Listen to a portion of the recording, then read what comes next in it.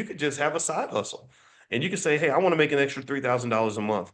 If you are skilled as an entrepreneur and you know how to sell a product and you can find a market that needs the product that you're about to sell, and you know basic principles like buy low, sell high, meaning you don't even have to make the dang product. You can go buy it over here, sell it over here. In finance, there's a term for that. It's called arbitrage. Arbitrage is where I buy it over here and I sell it over here at a higher price.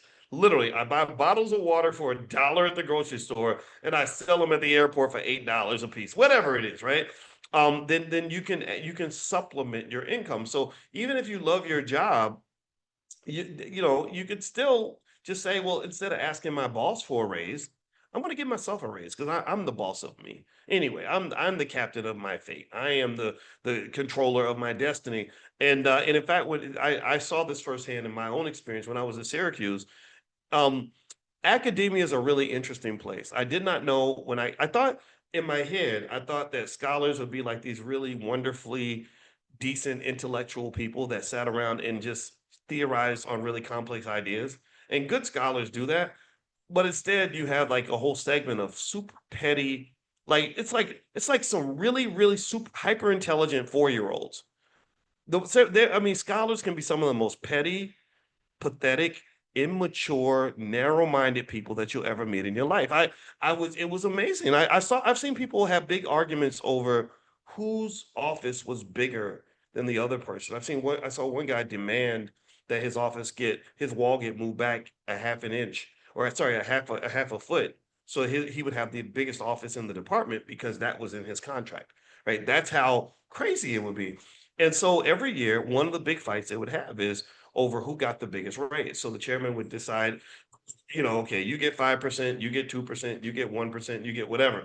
And they would fight like hell over who got the raise. And I went to my chairman, and he was a very nice man, named Peter Kovios. And I just said, you know, don't worry about it. You ain't got to give me a raise if you want or don't want to. I don't care. I'm not gonna go to meetings and fight people over 2%, 1%.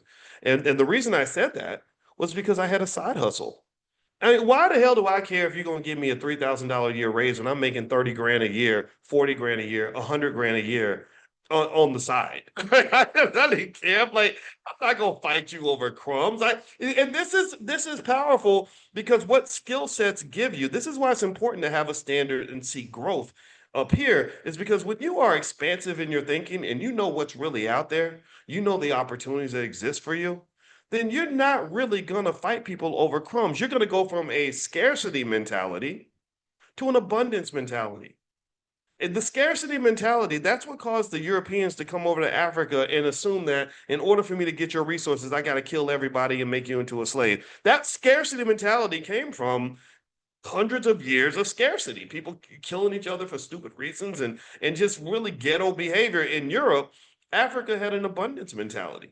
So when you go from a scarcity mentality to an abundance mentality, you're not jealous of your brother just because he's doing well or making more money than you. If you have an abundance mentality, you don't feel somehow that you gotta fight people over nothing. I'm not gonna go shoot you over $50. I'm not even gonna shoot you over $5,000. I'll never shoot you. But you see you see this happening sometimes in our communities. Am I lying? You'll see somebody get shot over $100 in a dice game. That's a scarcity mentality.